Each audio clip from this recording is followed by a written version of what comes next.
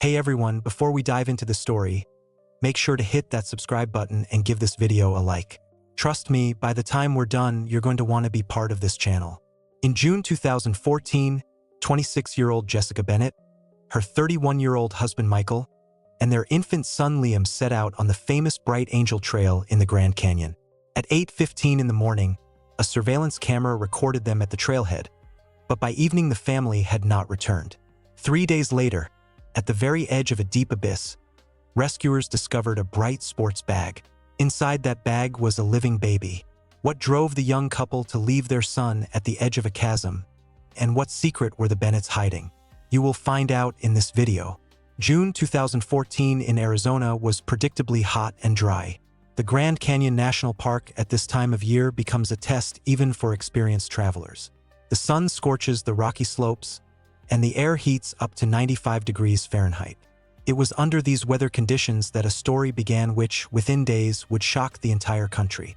For 26-year-old Jessica Bennett and her 31-year-old husband Michael, this hike was supposed to be a moment of peace, a chance to be alone with nature and their little son Liam. Jessica Bennett was a woman whose life revolved entirely around motherhood. According to her friends and acquaintances, she was an extremely caring mother. Every free minute of her time belonged to her son. However, investigators who would later carefully study her state before the disappearance noted strange details. According to witnesses who saw Jessica a few days before the trip, behind the external mask of calm hid a deep, almost tangible anxiety. One of her close friends recalled during an interrogation that in recent weeks Jessica had looked exhausted. Her hands trembled slightly when she adjusted her child's sun hat, and her gaze often became glassy and distant, as if she were calculating something impossible and fateful in her head. Michael Bennett tried to be a support for his wife. Yet his colleagues would later testify that he too was in a state of hidden stress. His shoulders were unnaturally tense, and his usual sociability had been replaced by a withdrawn nature. The morning of June 15, 2014, began for the family with a phone call. According to the statement of Jessica's mother, her daughter called her at 7 a.m. The woman's voice was unnaturally quiet and devoid of emotion. The witness recalled that Jessica repeated the same phrase several times, "I just want Liam to be happy." At the time, those words were taken as a common expression of maternal love. But later they took on a much darker meaning. At 8:15 a.m., security cameras at the entrance to the popular Bright Angel Trail recorded the Bennett family. On the grainy footage, they are seen walking out of the parking area. Michael carries a large backpack. Jessica holds the child. At first glance, they looked like an ordinary happy couple of tourists getting ready for a day hike along one of the world's greatest canyons. The Bright Angel Trail is a narrow, winding path leading several miles into the canyon, surrounded by red rocks and steep cliffs. This area is known for its treacherous descents and sharp temperature changes depending on how deep you go. The family did not plan a long hike, since they had an infant with them. However, by the evening of June 15th, they had not returned to the hotel where they had left most of their belongings. The hotel manager, noticing the guests' absence around 10 p.m., notified the park's security service. The search operation began immediately. The first find was their car, parked at the Mather Point Overlook, a popular viewpoint offering a panoramic view of the canyon. Police arriving at the scene at 2:30 a.m. recorded a strange picture. The car's interior was completely empty. The keys were still in the ignition, a gross violation of safety rules. Michael and Jessica's mobile phones lay on the dashboard. They were turned off. Most startling to the investigators was the contents of the trunk.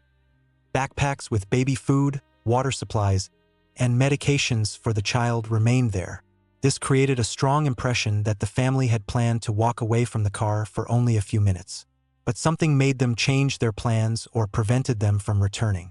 Park rangers analyzing the car's condition noted that there were no signs of a struggle or forced entry inside. Everything looked as if the Bennetts had voluntarily left the car, taking only a minimum of belongings. The area around the Mather Point parking lot was thoroughly searched with flashlights, but night searches deep in the canyon were not conducted due to the high risk to rescuers. The Bright Angel Trail at that time of night becomes a danger zone. Visibility drops to zero, and any wrong step on a narrow, rocky ledge can be your last.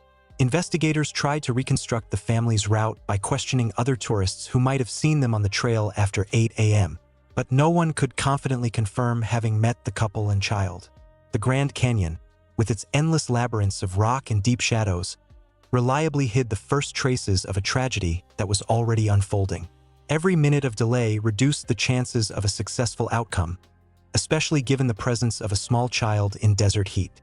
The morning of June 16th brought helicopters into the air and canine units. Yet the atmosphere of mystery around the empty car with keys in the ignition only grew. Police began to suspect that this disappearance was not an accident linked to some mishap on the trail. What had been left in the car, especially the turned-off phones and the abandoned baby supplies, pointed to a deliberate act, the motives of which remained completely unclear. On June 17, 2014, at 7 a.m., the search operation in the Grand Canyon entered its critical phase.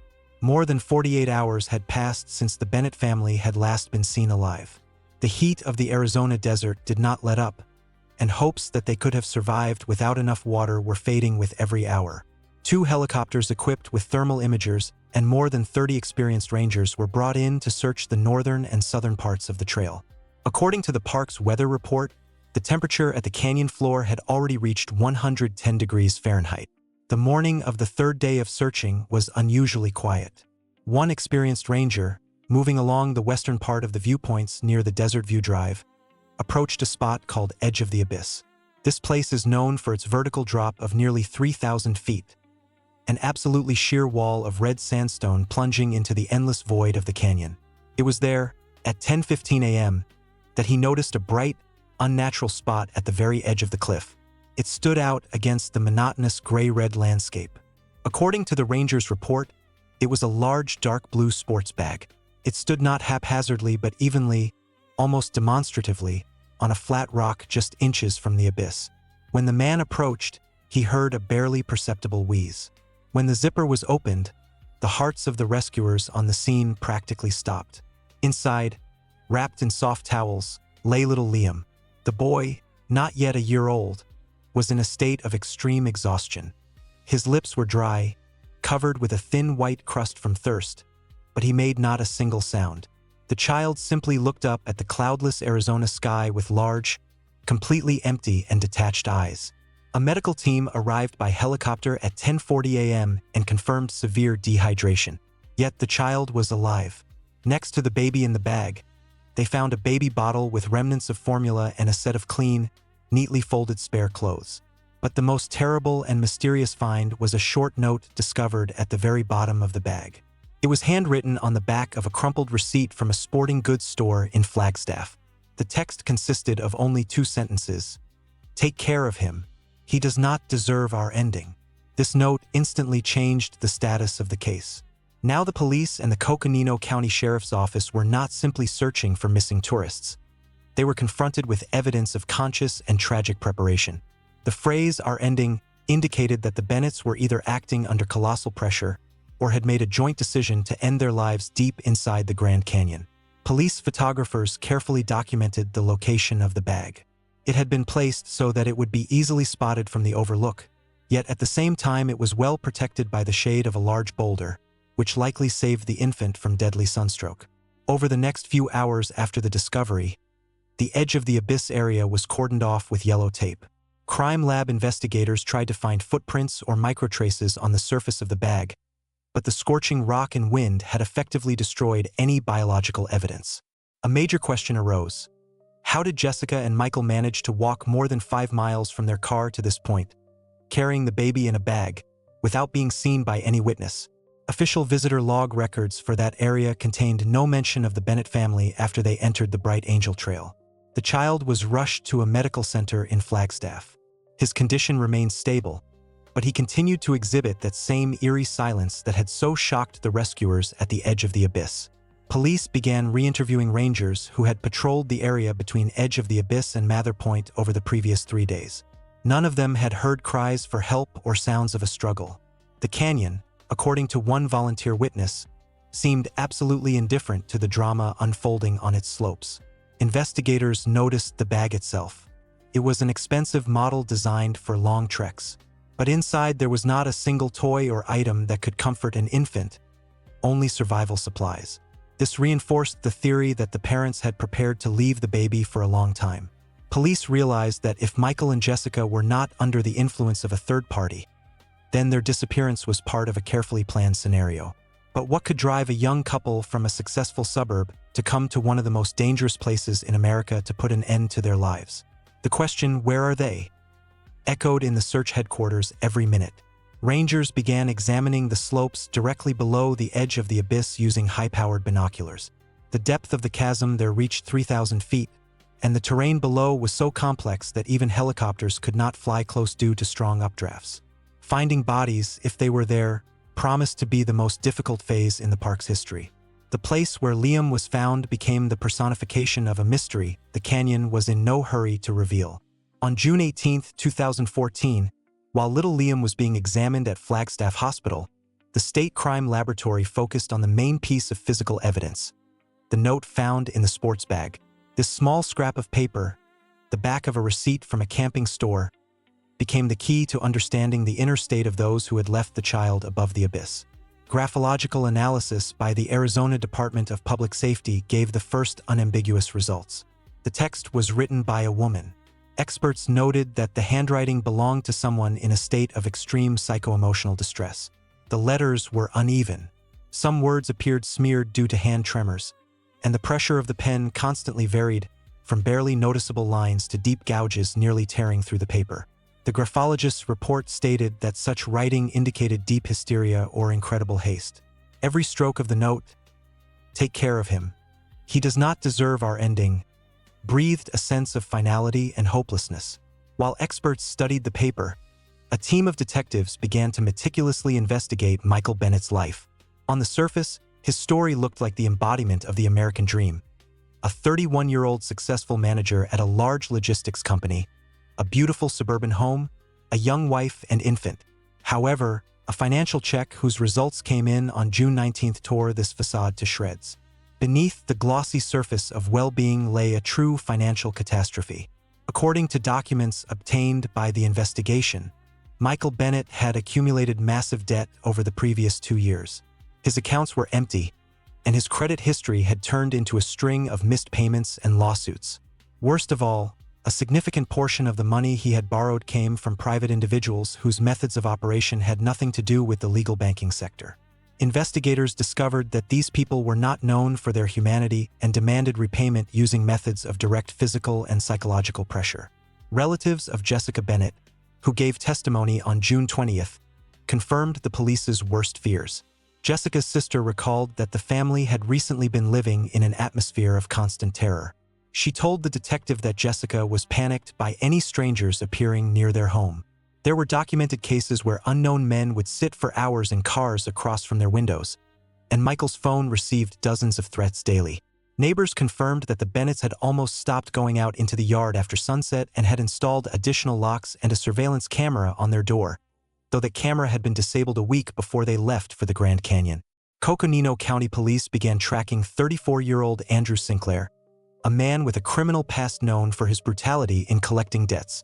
According to intelligence, it was Sinclair who had been the shadow following the family for the past months. Witnesses indicated that he had been seen near Michael's office a few days before the family disappeared. There were suspicions that the Bennetts had not simply gone on vacation but were trying to flee from pursuers who had no intention of leaving them alone even in a national park. However, the theory of a debt collector attack hit a logical dead end. Investigators asked themselves the same question. Why kill debtors if they might still find a way to pay? A dead client is lost profit. Moreover, no ransom had been demanded since the disappearance. The presence of a living baby left in a bag did not fit at all with the style of professional criminals, who usually do not leave witnesses and do not show mercy to infants. The press began spreading information about the debt trap the Bennetts had fallen into. The public, fueled by sensational headlines, demanded immediate answers. Under media pressure and outraged citizens, the police were forced to focus primarily on the version of kidnapping and violent assault. Detectives speculated that Andrew Sinclair could have tracked the family onto the Bright Angel Trail, where among the deserted rocks it would have been easy to commit a crime.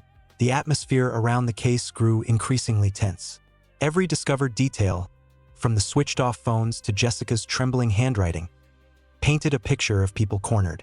For the police, it became clear that what happened in the Grand Canyon was not a random chain of events.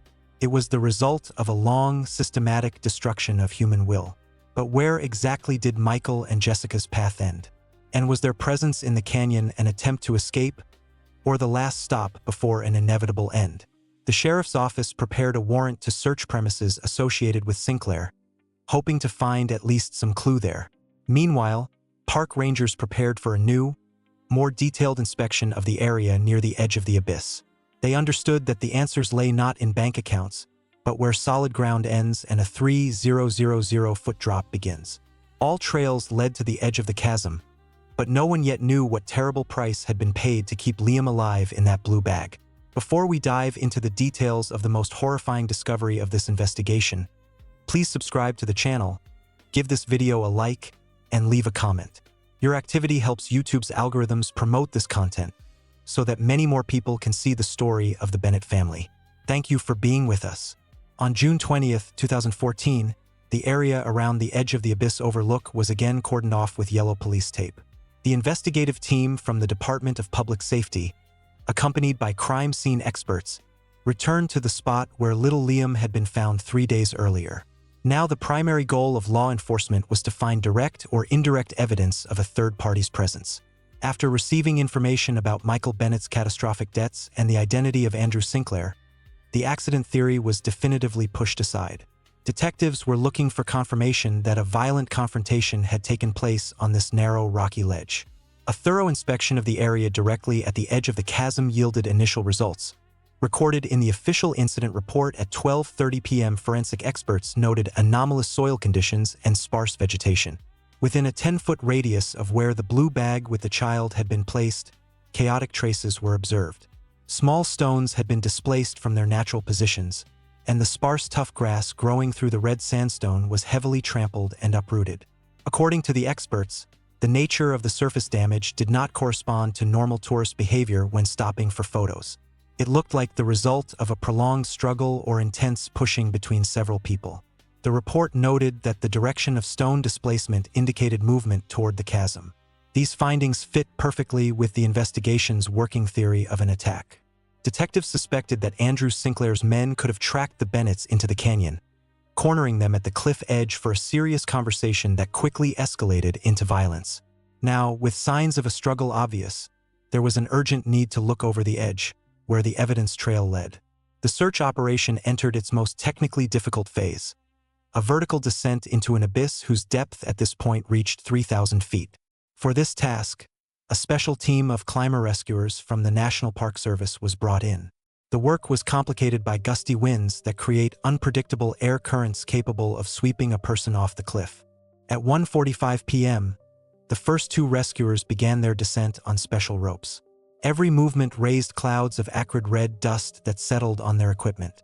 Spectators and journalists gathered at a safe distance watched as the figures in bright jumpsuits gradually disappeared into the shadows of the giant chasm. After 3 hours of grueling work, at a depth of approximately 656 feet, one of the climbers signaled over the radio.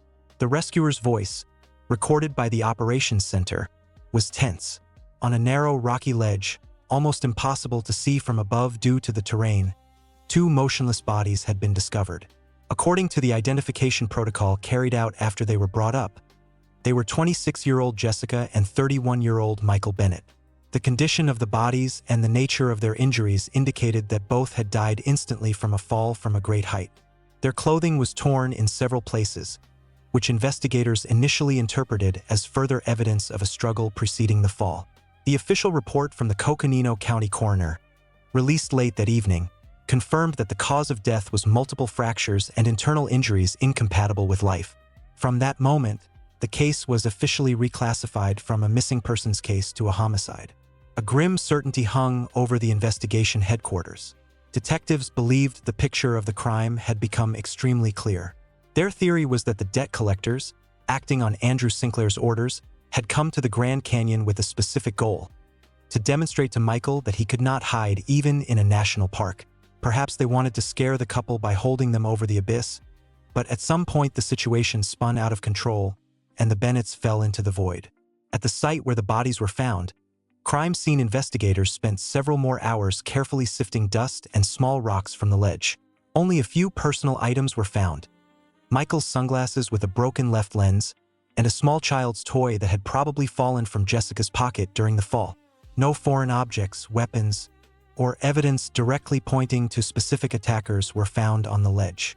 The discovery of Jessica and Michael's bodies became the main tragedy of this investigation, but also its main challenge. Law enforcement now needed to find the link between the chaos on the cliffs above and Sinclair's people. That evening, a sheriff spokesman said at a brief media briefing that the investigation had strong grounds to believe the young parents' deaths were the result of criminal actions by third parties who used physical terror tactics. However, one detective, analyzing photographs of the scene where the bodies were found, noticed a strange detail. Despite the fall from a great height, the bodies of Michael and Jessica lay relatively close to each other on the ledge, as if they had fallen simultaneously or within a very short interval. The version of murder by professional debt collectors still had one weak point: the presence of a living child in a bag that someone had carefully placed at the very edge, rather than thrown after the parents. This looked like an illogical act of mercy amid a brutal execution. The Grand Canyon had given up the bodies, but the main secret of those final seconds before the fall remained hidden deep in the shadows of the edge of the abyss. Every piece of evidence seemed only to further confuse the true sequence of events that had left a small child orphaned at the very edge of the abyss. On June 21, 2014, at 6 a.m., the Coconino County Sheriff's Office Task Force arrested 34-year-old Andrew Sinclair. He was taken into custody directly in his own home in Flagstaff. At the time of his arrest, Sinclair did not physically resist. However, his behavior, captured on police body cameras, was defiant. He acted as if he had known in advance about the officer's visit, and his face expressed no emotion except mild contempt. During his interrogation, which began at 9:30 a.m. at the sheriff's office, Sinclair remained calm and confident. He refused a public defender, stating that his personal attorney would arrive shortly. According to the interrogation log, Sinclair did not deny knowing Michael Bennett. He confirmed to investigators that he had indeed pressured Michael over a large debt. One of the sheriff's deputies later recalled that the suspect spoke about threats and intimidation of the Bennett family as if it were just a routine part of his job, showing no signs of remorse. He admitted that he had come to their house but categorically denied being in the Grand Canyon on the days of the tragedy. When asked where he was on June 15th, Sinclair answered with a short phrase that would later become key for his defense. According to the detective who led the case, the suspect leaned back in his chair, looked the officer straight in the eye and said, "Why would I kill them? Dead people don't pay debts." This cold logic was a difficult argument, because the Bennett's death indeed deprived Sinclair of any chance to get his money back. He insisted that his goal had only been to force Michael to pay, not to liquidate an asset. Simultaneously with the interrogation, another team of detectives conducted a court-authorized search of Sinclair's office in Flagstaff. The office, located in an unremarkable building on the outskirts of town, turned out to be unexpectedly sterile. Investigators had hoped to find at least some clues there, perhaps the Bennett's personal belongings, receipts from the canyon, or recordings of conversations. However, the search results, recorded in the official report at 4 p.m., were negative. No physical evidence linking Sinclair directly to being near the edge of the abyss was discovered. While Sinclair was held in custody, the crime laboratory completed a detailed examination of the blue sports bag in which little Liam had been found. This report came as a real shock to the investigation and called into question the entire theory of murder by outsiders. The examination showed that on the surface of the bag, its handles, zippers, and even on the baby bottle, there was not a single stranger's fingerprint. All detected fingerprints and DNA belonged exclusively to Jessica and Michael Bennett. This fact stumped the police.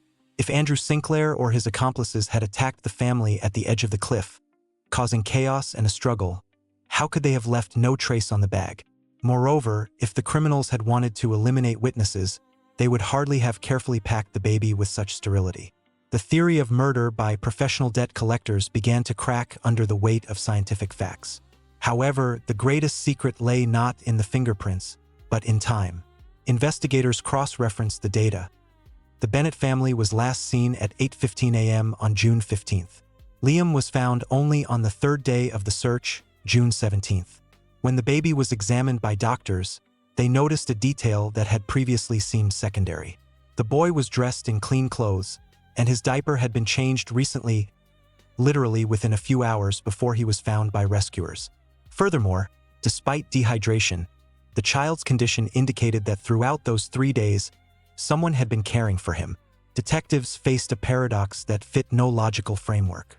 If Michael and Jessica died on the first day, falling off the cliff after a struggle with attackers, then who had hidden for 3 days on the scorching rocks with an infant, who changed his clothes, who fed him formula, and who finally placed the bag at the edge of the abyss just when rescuers were already close?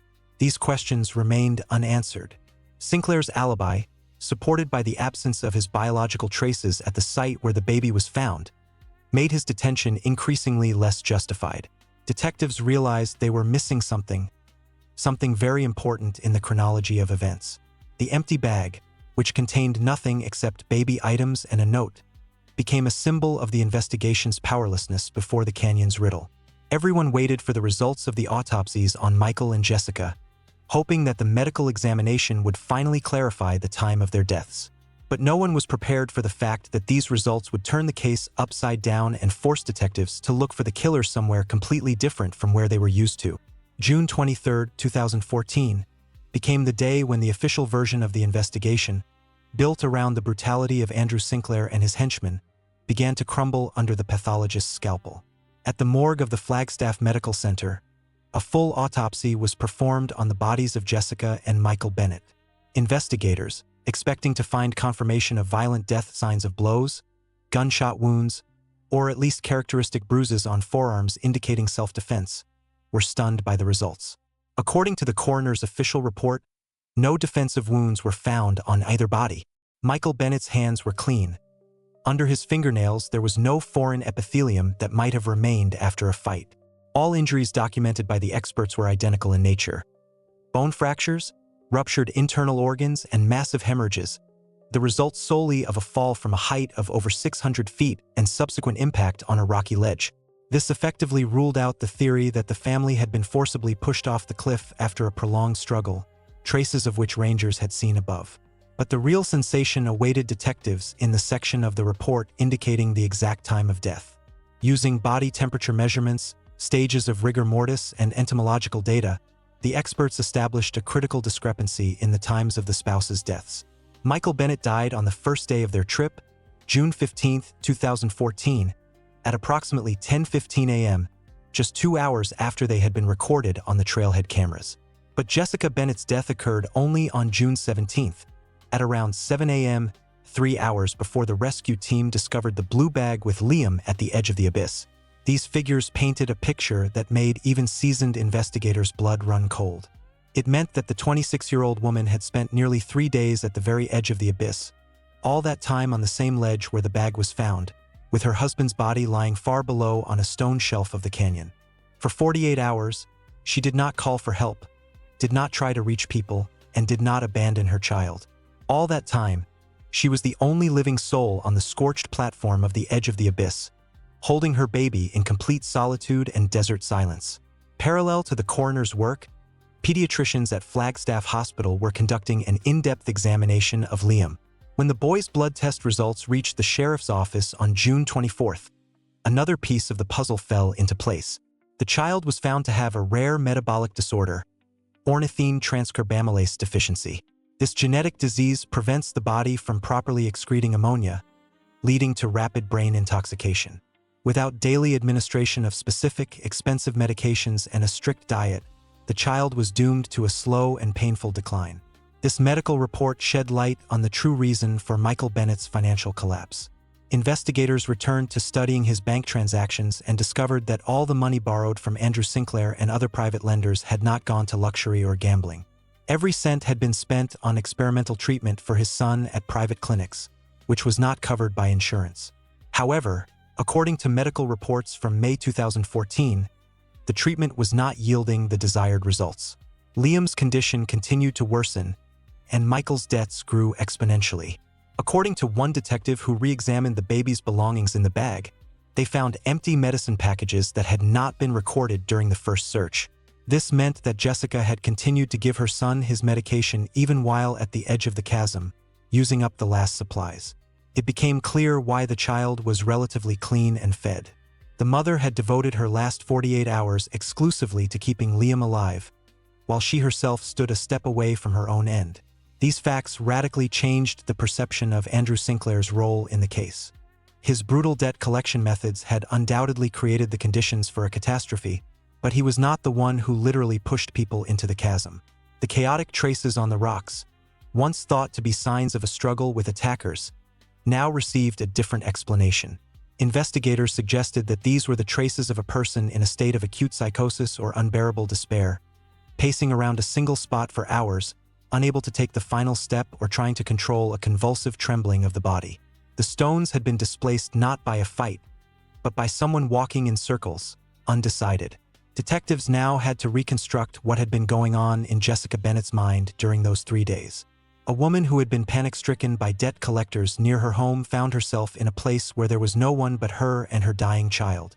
The canyon, which was supposed to be a place of peace, had become an open-air torture chamber. The investigation began to understand that the note, "He does not deserve our ending," was not written at gunpoint, but at the moment when reality had finally crushed all hope. But one most important question remained.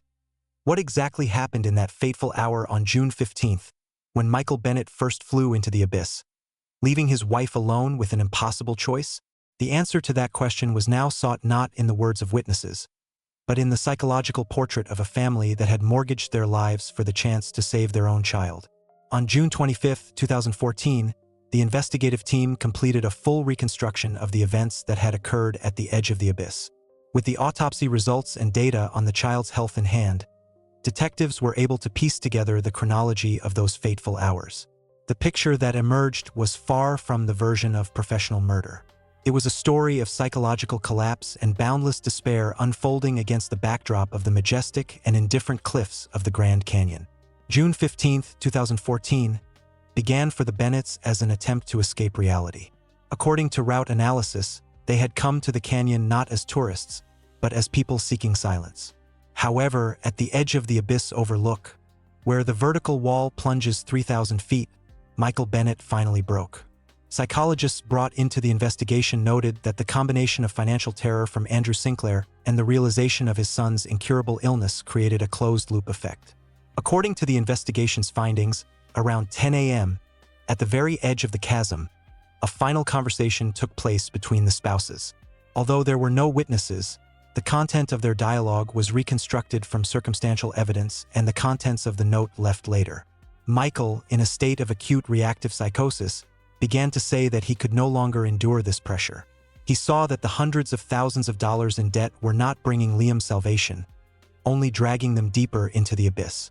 In a fit of uncontrollable despair, right before his wife, who was holding their infant, Michael stepped into the void.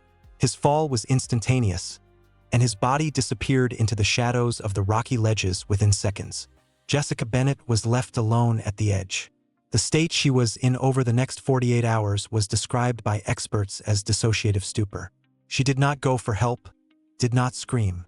She simply sat on the scorched rocks at the very edge of the chasm. Throughout those days, while the air temperature soared to 110 degrees Fahrenheit, Jessica mechanically continued to perform her maternal duties. Investigators found that she used the remaining water and formula exclusively for the child, leaving herself without a drop of liquid under the blazing sun. Rangers who later studied the scene in detail noted how Jessica had arranged her camp. She found a narrow strip of shade beneath a boulder where she hid Liam during the day. Every change of the boy's clothes, every used wipe, she carefully folded back into the bag. This was the terrible, almost automatic care of a person whose mind had already refused to accept the reality of her husband's death, but whose instincts continued to fight for her child's life. From the edge of the abyss, she could daily see the bright spot of Michael's clothing on the ledge below, which only deepened her state of shock. June 17, 2014 was the final point. At dawn, around 6 a.m., full awareness of the situation came to Jessica. Liam's medication supplies had run out, and without them the boy would begin to slowly fade. She understood that returning home would mean confronting the debt collectors, prison, or a life of constant fear. And most importantly, she would not be able to pay for her son's continued care. In her distorted perception of the world, a single logical thought emerged. Liam deserved the chance that she and Michael had already lost. She took the receipt from the sporting goods store in Flagstaff that had accidentally remained in her jacket pocket. On its back, resting on a hard rock, Jessica wrote those same words, "Take care of him. He does not deserve our ending." Those letters, written with varying pressure, were her last link with the civilized world. She placed the note at the very bottom of the sports bag, arranged her son on top, zipped it only halfway to ensure airflow, and placed the bag in the most visible spot near the trail, where it would surely be found by rescuers whose helicopters she could already hear in the distance. According to forensic conclusions, Jessica took her last step around 7 a.m. She left no signs of a struggle, because the struggle was only inside her. Her decision was a conscious act of despair by someone who believed that society would take better care of a sick child than bankrupt parents hunted by criminals. She followed Michael into that same chasm, leaving Liam to the care of fate and the wind of the Grand Canyon.